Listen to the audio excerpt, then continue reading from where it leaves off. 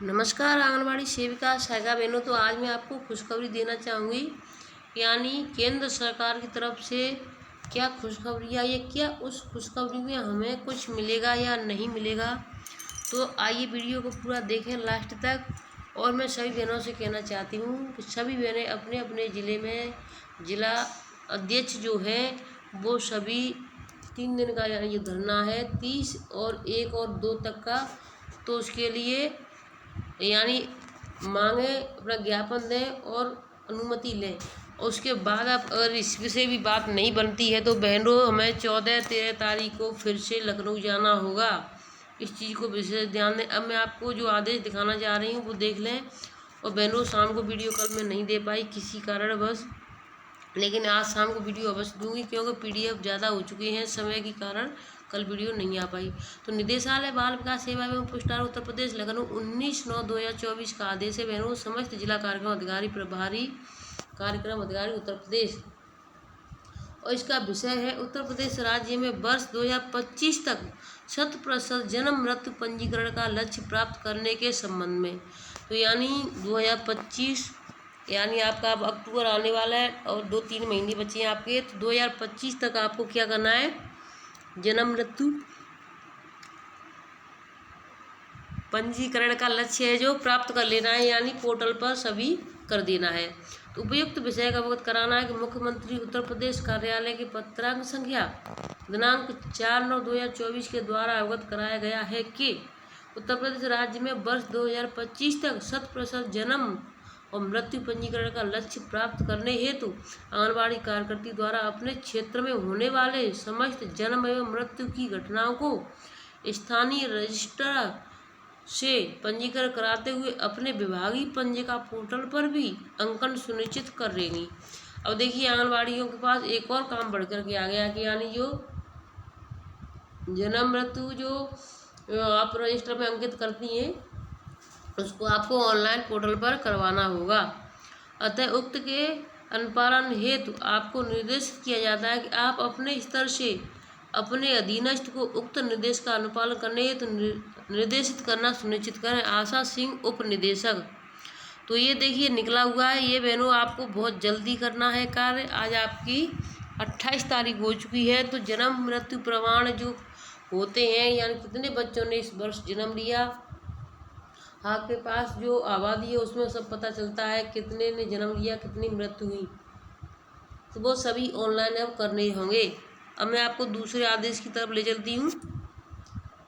अपर मुख्य सचिव मुख्यमंत्री उत्तर प्रदेश निदेशक बाल विकास एवं पुरस्कार उत्तर प्रदेश लखनऊ, संयुक्त निदेशक बाल विकास सेवा एवं पुरस्कार उत्तर प्रदेश लखनऊ कार्यालय, प्रतिलिपि आशा सिंह उप निदेशक। अब बहनों देखिए इन्होंने देखिए ये जो आदेश है 3 दिवसीय धरना प्रदर्शन की सूचना के संबंध में, ये देखिए झांसी का है। कल जो हमने वीडियो दिखाया था उसमें सिद्धार्थनगर से आया था कि अपने अपने वहाँ पर हम जो 3 दिन का धरना देंगे तो उसके लिए हमें पहले से अवगत करा देना बहुत ज़रूरी है। तो देखिए यहाँ झांसी में भी अवगत करा दिया गया संयुक्त मोर्चा की तरफ से। यहाँ पर अभी दिनांक भी नहीं डली है। निवेदन है अवगत कराना है कि आंगनबाड़ी अधिकार संयुक्त मोर्चा उत्तर प्रदेश के आह्वान पर जनपद में निर्धारित धरना स्थल पर जनपद झांसी की आंगनबाड़ी कार्यकर्ती एवं सहायिका दिनांक 30 सितंबर 1 अक्टूबर को शाम 3:30 बजे ज्ञापन देना सुनिश्चित करें। 2 अक्टूबर 2024 को स्थापना दिवस मनाया जाएगा एवं अपनी मांगों के संबंध में 3 दिवसीय धरना प्रदर्शन करेंगे, जिसका ज्ञापन आप महोदया के माध्यम से माननीय मुख्यमंत्री जी को भेजे जाने का निर्णय लिया गया है। तो यानी वो जो ज्ञापन देखिए 27 तारीख में दिया गया है, ये कल यानी दिया गया है। मीनू सिंह जो भवदीप है, मीनू सिंह जिला अध्यक्ष है वहाँ की, तो ये झांसी की जिला अध्यक्ष है, उन्होंने किया है। तो सभी जिलों में अपने अपने 3 दिन के जो आप धरना प्रदर्शन करेंगी तो उसकी सूचना आप अपने जिला अधिकारी को अवश्य दें बहनों, जिससे कि आपके लिए कोई दिक्कत नहीं होगी। अब देखिए केंद्र सरकार ने बढ़ाई श्रमिकों के लिए न्यूनतम मजदूरी की दर। तो केंद्र सरकार ने जो बढ़ाया है उसमें क्या आंगनबाड़ी बहनों को मिलेगा या नहीं मिलेगा। अभी देखिए आदेश और भी है, इसके आगे आप देख लेना उसमें क्या कहा है, और उसे देख करके आपको इतना गुस्सा भी आएगा और एक हंसी भी आएगी। तो वीडियो में लास्ट तक अवश्य बने। केंद्र सरकार ने त्योहारों से पहले तोहफा देते हुए श्रमिक खासकर संगठित क्षेत्र के श्रमिकों के लिए परिवर्तनीय महंगाई भत्ते में संशोधन करके न्यूनतम मजदूरी दरों में वृद्धि की घोषणा की है। केंद्रीय श्रम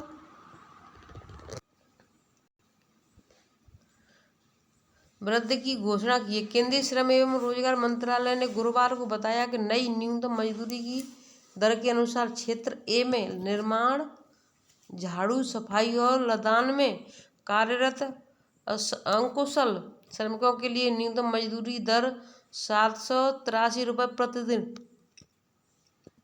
तो देखिए ये कौन कौन, सफाई, झाड़ू, सफाई, लदान, इन वालों को 783 रुपये प्रतिदिन, यानी महीने के इनको 20,356 रुपये प्रतिमाह। अर्ध कुशल के लिए 868 रुपये प्रतिदिन है, तो उनके 22,568 रुपये हो रहे हैं प्रति महीने के। कुशल लिपिक एवं सत्र सहित चौकीदार के लिए 954 रुपये प्रतिदिन के हैं, तो उनके हो रहे हैं 24,804 रुपये प्रतिमाह। तथा उच्च कुशल एवं सत्र सहित चौकीदार के लिए 1,035 रुपये प्रतिदिन के हैं, तो उनके हो रहे हैं 26,910 रुपये प्रतिमाह होगी। सरकार के इस कदम से केंद्रीय क्षेत्र के प्रतिष्ठानों में भवन निर्माण, लदान, वॉच एंड वार्ड स्वीपिंग, सफाई, हाउसकीपिंग, खनन और कृषि सहित विभिन्न क्षेत्रों में लगे श्रमिकों को संशोधित मजदूरी दरों से लाभ मिलेगा। नई मजदूरी दरें 1 अक्टूबर 2024 से लागू होंगी। पिछला संशोधन अप्रैल 2024 में किया गया था। अब देखिए, जो यशोदा मैया के लिए रोते थे, हमारी आंगनबाड़ी यशोदा मैया हैं, हमारी आंगनबाड़ी ये है, हमारी आंगनबाड़ी वो हैं, और जब जैसे इनको कुछ करना होता है तो ना यशोदा रहती हैं, ना आंगनबाड़ी रहती है, ना कोई रहती है, इनका नाम भी नहीं। देखिए, ना तो हमें केंद्र सरकार का कोई दर्जा मिल रहा है, ना राज्य सरकार का कोई दर्जा मिल रहा है, और ना ही हमें मजदूरी में रखा जा रहा है, ना ही हमें किसी में रखा जा रहा है। तो सरकार ने हम बहनों को लगाया है, तो किस विषय पे लगाया है ये सरकार ही जाने। और सरकार सिर्फ हम बहनों से हो सके जिससे ज़्यादा से ज़्यादा काम लेना चाहती है, जबकि देने के नाम पर कुछ नहीं है। कुछ बहनों के तो एक एक बहन पर माई पर 2-2, 3-3 चार्ज भी हैं, उनका भी काम करना पड़ता है। अब देखिए, इसमें केंद्र सरकार के और मैं आपको दिखाऊंगी आज केंद्र सरकार ने क्या क्या किया है। बहनों, वीडियो थोड़ा लंबा तो हो जाएगा, लेकिन मैं आपको आज पूरा इसको दिखाऊंगी, जिससे कि जो बहनें, मैं किसी भी सरकार के हित में नहीं हूँ, ना ही मैं किसी सरकार के विरोध में हूँ, मैं जो भी है सच्चाई बोल रही हूँ बहनों को। कुछ बहनें हैं जो विरोधी पार्टी की समझेंगी और ये भी कहेंगी आप ऐसा क्यों कह रही हैं, ऐसा क्यों कर रही हैं। तो बहनों, जो हम वही कह रहे हैं जो सत्य है, क्योंकि जब हम अपने हक के लिए लड़ रहे हैं, क्योंकि जब हम इतनी मेहनत कर रहे हैं और उसका हमें कुछ नहीं मिल रहा है। हमसे कम मेहनत करने वाले जो हमसे ऊपर अधिकारी बैठे हुए हैं, मेहनत कम और पैसा ज़्यादा उनको मिलता है। जो सबसे ज़्यादा मेहनत करते हैं उनको हमेशा ही कम पैसा मिलता है। जैसे देखिए, आप किसान को ही समझ लो, किसान सबसे ज़्यादा मेहनत करता है, उसको पैसा कम रेट पर उसको खरीद लिया जाता है, और फिर उसको महंगाई यानी और ऊंची ऊंची दरों पर बेचा जाता है। लेकिन किसान की मेहनत किसी को नहीं दिखती है। इसी तरीके से हम आंगनबाड़ी सहायिका बहनों की, सहायिका तो चलो ज़्यादा कुछ नहीं करती है, लेकिन हम आंगनबाड़ी बहनों की भी मेहनत किसी को नहीं दिखाई दे रही है। यानी सम्मान दिया जाएगा तो 2-4 हज़ार में से 1-2 आंगनबाड़ी बहन को कर दिया जाएगा, नहीं तो हर ब्लॉक से, हर जिले से CDPO, DPO और सुपरवाइजरों का सम्मान हर बार होता है। क्यों? क्योंकि मेहनत आंगनबाड़ी करती हैं और उनका फल है जो अधिकारियों को मिलता है। अब देखिए, आंगनबाड़ी का मानदेय 7,000 है, जबकि 7,000 तो है भी नहीं। 7,000 है। शिक्षा मित्र का 10,000 है, अनुदेशक का 9,000 है। इसमें देखिए और क्या क्या दिया गया है बहनों, आप लास्ट तक बनी। तो देखिए, अनुदेशक का 9,000 है। क्या ये संविदा और मानदेय कर्मी कुशल श्रमिक की श्रेणी में नहीं आते हैं? आने चाहिए। तो देखिए, ये क्यों नहीं आ रहे हैं? यानी ना तो शिक्षा मित्र आ रहा है, ना आंगनबाड़ी आ रही है, ना ही अनुदेशक आ रहे हैं। ये तो ना तो कुशल में आ रहे हैं, ना अकुशल में आ रहे, किसी में भी नहीं आए, जबकि इनका 10,000 से ज़्यादा तो किसी का भी नहीं है। लेकिन सरकार को ये तो दिखाई नहीं दे रहे हैं। मोदी सरकार का श्रमिकों को तोहफा, न्यूनतम मजदूरी दरों में बढ़ोतरी, अकुशल कार्य क्षेत्र जैसे निर्माण, सफाई, संशोधन, माल लादने और उतारने के श्रमिकों के लिए क्षेत्र में न्यूनतम मजदूरी मैंने आपको बताई दी। अर्ध कुशल के लिए इतनी है, कुशल कर्मी, लिपिक और बिना हथियार वाले के लिए इतनी है, अत्यधिक कुशल और हथियार के साथ चौकीदारी की प्रहरी करने वाले के लिए इतनी है, लेकिन आंगनबाड़ी बहनों के लिए कुछ नहीं है। और इनको 1 अक्टूबर से ये सभी चीज़ें मिलने लगेंगी। अब किस पर गाज गिरी है इसको भी देख लें आप। लापरवाही बरतने वाले अधिकारियों पर गिरेगी गाज, जिला अधिकारी का आदेश हो चुका है। जनपद स्तरीय पोषण समिति की बैठक हुई संपन्न। ये प्रतापगढ़ की खबर है बहनों, आदेश और भी लगे हुए हैं, लेकिन मैं आज इतना ही बताऊंगी। इस खबर को और बता देती क्योंकि वीडियो थोड़ा लंबा हो जाएगा। तो देखिए, अधिकारी संजीव रंजन की अध्यक्षता में कैंप कार्यालय में सभागार में जनपद स्तरीय पोषण समिति की बैठक हुई। बैठक में आपूर्ति पोषाहार, बच्चे के पोषण स्तर में सुधार, एनआरसी प्रगति विवरण, बीएचएसएनडी खाद्यान्न वितरण संबंधी सूचना, आंगनबाड़ी केंद्र निर्माण आदि के संबंध में चर्चा की गई।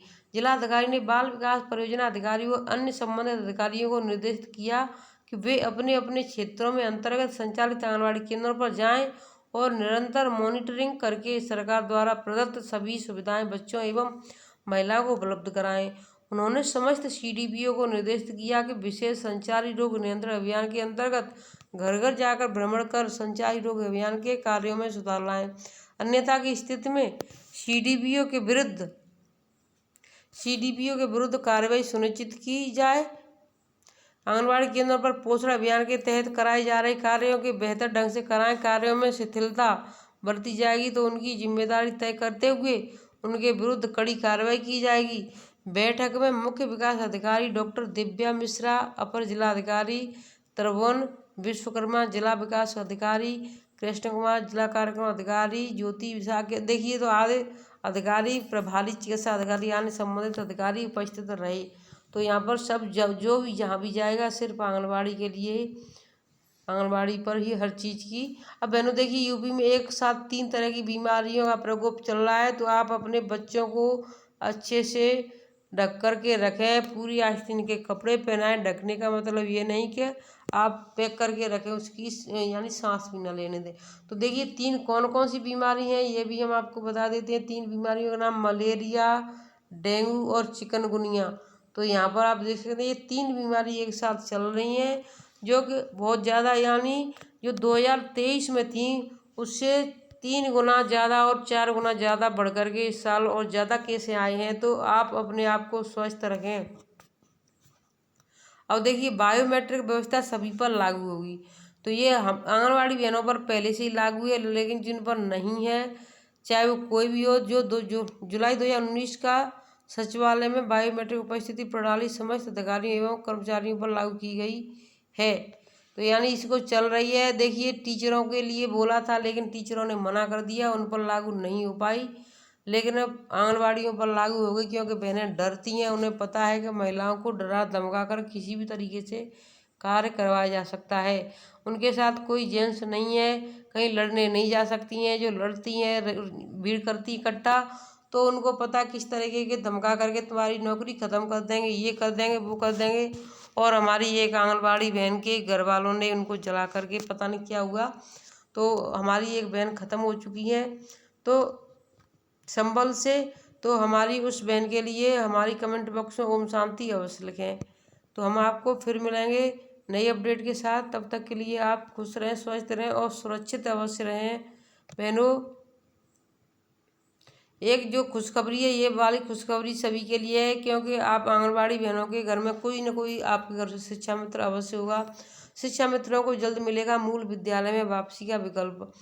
परिषदीय विद्यालय में तैनात शिक्षा मित्रों को जल्द मूल विद्यालय में वापसी का विकल्प मिलेगा। यह आश्वासन प्रमुख सचिव वैश्विक शिक्षा डॉक्टर MKS सुंदरम ने प्राथमिक शिक्षा मित्र संघ के पदाधिकारियों को दिया। उन्होंने बताया कि इसकी प्रक्रिया जल्द शुरू की जाएगी।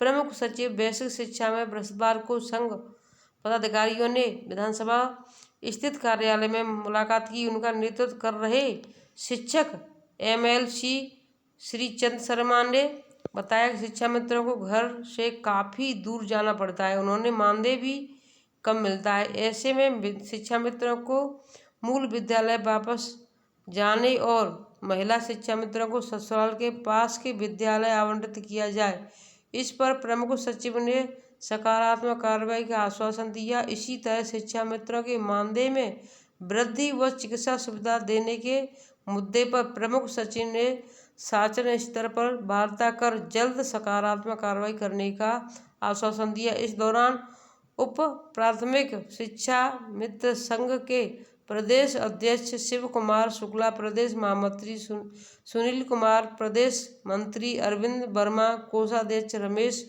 मिश्रा उपस्थित रहे। तो देखिए शिक्षा मित्रों की हालत में आपको बता देती हूँ, जैसे शिक्षा मित्र थे तो जैसे आपकी अखिलेश की सरकार आई तो इनको सबको टीचर बना दिया था। जब टीचर बन गए तो ये दूर दूर इनको तैनाती मिल गई थी, यानी कहीं दूर दूर इनको जो ज्वाइनिंग मिल गई थी, तो वहीं पर ये शिक्षा में अब जैसे ही योगी की सरकार आई तो इनकी नौकरी को ख़त्म कर दिया। जैसे ही ख़त्म किया तो ये वहीं की वहीं रह गए और ये वहाँ से वापस नहीं आ पाए। जैसे कि यानी कोई 20 किलोमीटर तो कोई 50 किलोमीटर दूर है और आपको 10,000 रुपये महीने मिल रहे हैं बहनों, और इस तरीके से शिक्षा मित्रों को जो मिल रहे हैं। अब आप बताइए कि वहाँ उनके आने जाने में ही सारा पैसा खर्च हो जाता है, तो अपने बच्चों का भरण पोषण और परिवार का खर्चा कैसे चलाए। इसलिए अब वो उनको मूल यानी जो जहाँ जिस गांव में लगे थे उसी गांव में अपने अपने गांव में आ जाएंगे और उसी स्कूल में अपने में पढ़ाएंगे, तो इनके लिए यानी अच्छा रहेगा। तो वीडियो को मैं यहीं पे रखती हूँ, फिर मिलेंगे आपसे नई अपडेट के साथ। तब तक के लिए धन्यवाद।